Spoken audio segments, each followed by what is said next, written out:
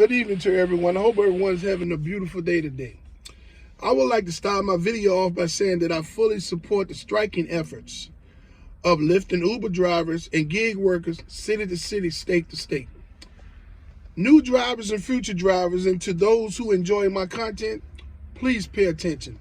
Today I want to talk to you all about Lyft XL. Now, a lot of times, a lot of you new drivers and future drivers, either you own SUVs or you have a caravan of some kind that meets the requirements to be able to sign up with your vehicle on the Lyft platform as a driver. Has to be a certain year. But a lot of you all are going to have SUVs, medium-sized or full-size SUVs, and vans, okay? Then some of you all that join the Lyft Express program will either be given a medium-sized SUV or either a van, depending on what their inventory look like and depending on what Lyft Express hub you go to, okay? Once you join Lyft in a van or an SUV, medium size or full size, they're going to put you, Lyft is going to automatically put you in a category called Lyft XL. Now, when you said Lyft XL, you're like, oh boy, that's a lot more money per ride. Absolutely not. Look at my face. Absolutely not. What you're going to get is a bunch of headaches. Now, being that you are a new driver or you're a future driver that's thinking about joining, you don't know this yet, okay?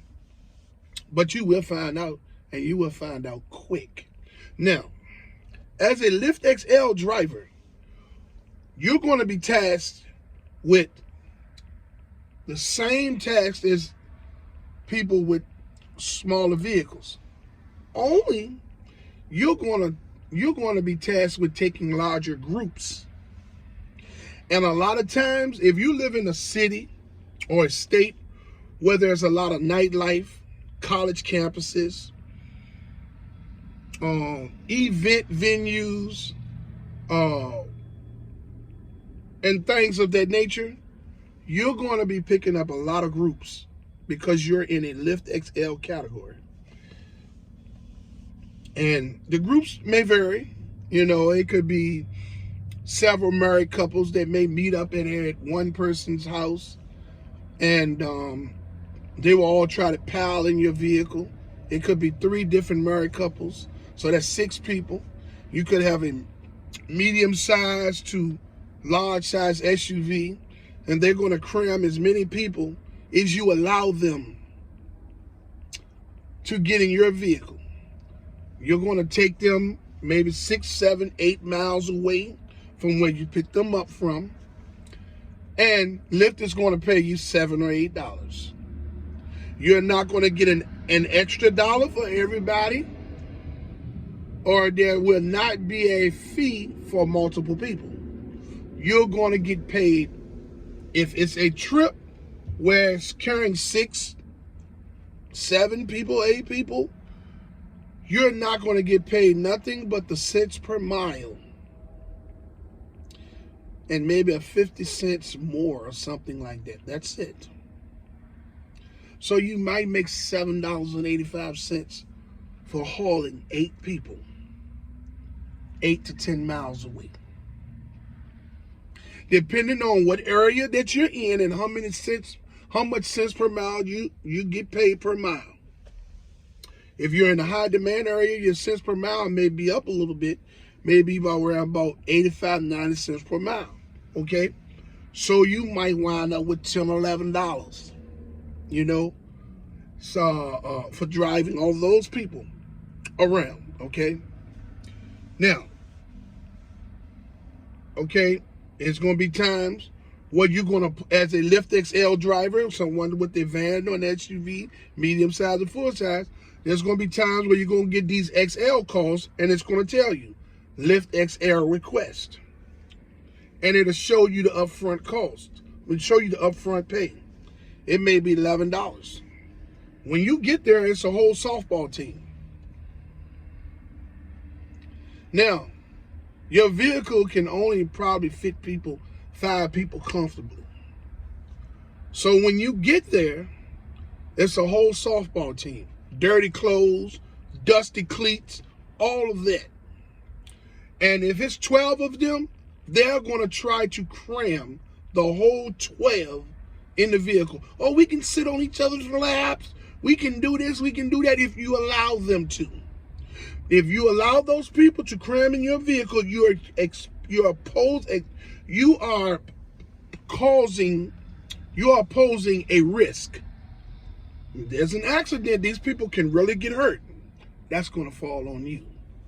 So do not overcapacitate your vehicle, because you're not going to get a dime more. Now, if you're thinking that if you be nice to these people, they're going to give you a tip.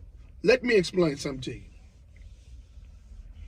Even in a high demand area where there's a lot of nightlife, casinos and all that, you're probably only going to get tipped at about 45% of the time. See, and this is why the tips don't come that great.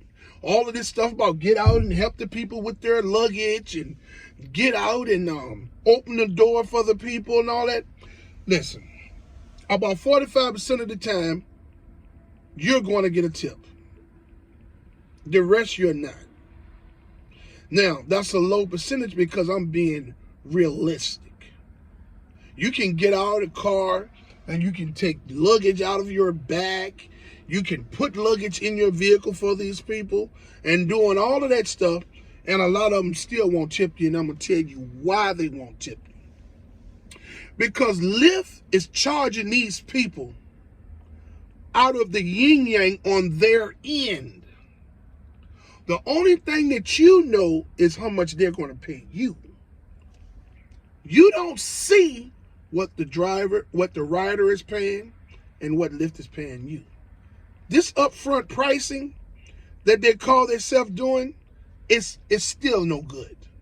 Because if they really wanted to do something, put the price that the passenger is paying on one side and put the price on the other side that Lyft is going to pay you. That's what you call upfront pricing, not one-sided pricing. That means they're telling you how much you're going to make, but they won't show you what they're making. You get it? So what good is upfront pricing? It's still a ripoff. Yes. Think about it.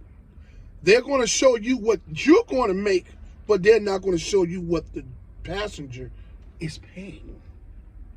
So how is that upfront pricing? You can't compare anything, because they will not tell you how much they're getting paid. They're going to tell you how much you're going to get paid.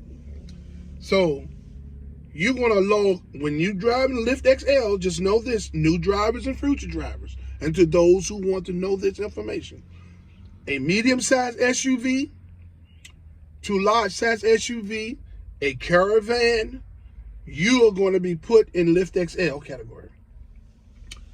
And these people are going to, the customers is going to utilize every bit of your space if you allow them. There's going to be times where you're going to pull up and there's going to be someone that's moving out of an apartment. Or, yes, moving out or have gotten put out. And they're sitting there with all these bags of clothes and boxes. And they expect you to be their moving truck for that low fare. And they'll say, oh, well, I'm going to load as much of it in there as I can. Number one, you don't allow them people to do that. 1 or 2 bags is good. Cramming stuff in your vehicle. You don't know if these people have bed bugs or not. You're only going to get paid $7 to $8 to drop them off, depending on where they're going. Wherever you take them, it's not worth it.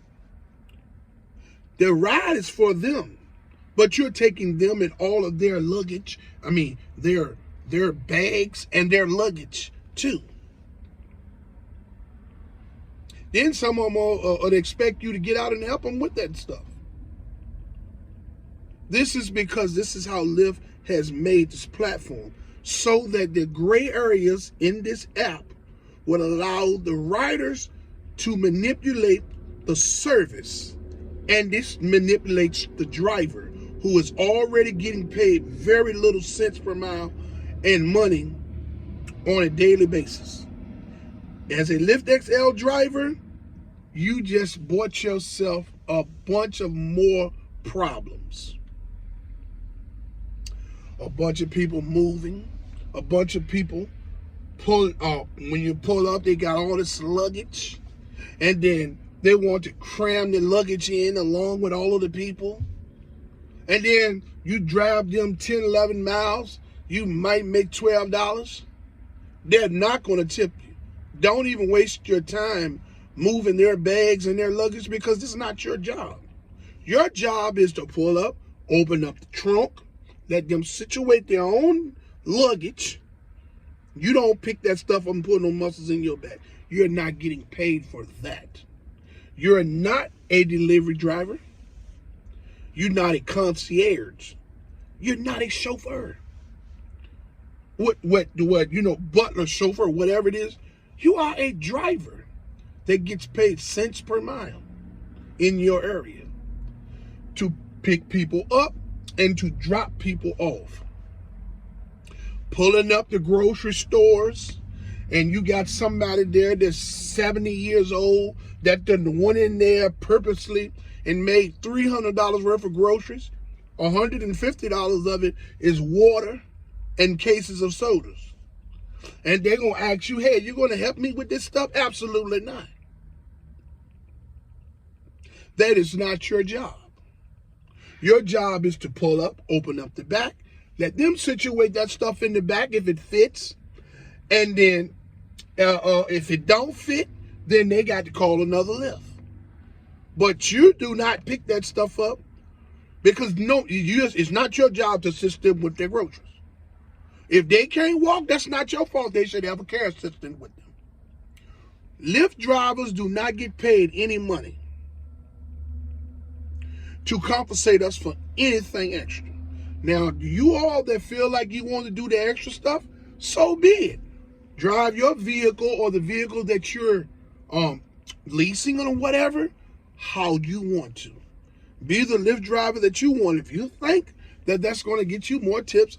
Now, remind you, tips would not compensate for income. So you might get a tip here and a tip there. If that floats your boat, then chase it. I want pay. That's what I want. The people shouldn't have to.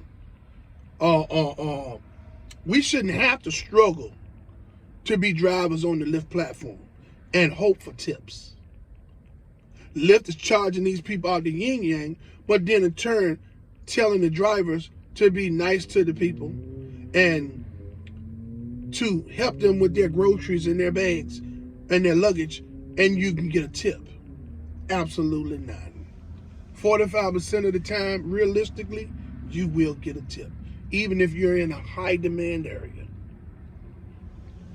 I just wanted to come on here because I wanted the new and future drivers to understand, those that have SUVs, medium size or large size, medium size to full size SUVs, and caravans, to understand that you will be put in the Lyft XL category. And the Lyft XL category is nothing but problems. That's all it is. You're not going to get another dollar more. You're just going to join the Lyft platform with extra problems, because you're going to run into all of the things that I spoke about in this video. I would like to say to those who haven't subscribed to my channel to like, subscribe, and hit the notification bell so you can stay in the loop for my latest videos. To all of you all that have subscribed and liked and watch my content on a regular basis, I appreciate you 100%. I'm going to continue to bring you all this valuable content. Hey, my goal here is to build a family of people that help one another. Support each other, not tear each other down, not make assumptions about why each other suck at being Lyft drivers and Uber drivers. Over here at Rideshare RealTalk, it's all real. I'm going to talk to you about actually all of the situations that you're going to come across in your vehicle, whether it's situations with the customers and how to navigate through those situations, or whether it's situations within the app and how to navigate through those situations. My goal is to educate you all so you all can be better prepared than I was when I entered the Lyft platform as a driver. So as you enter the Lyft platform as a driver, looking at my videos on my channel will fully prepare you for what's to come in your area. Okay? I would like to say to you all, until my next video, let's get this bread, baby.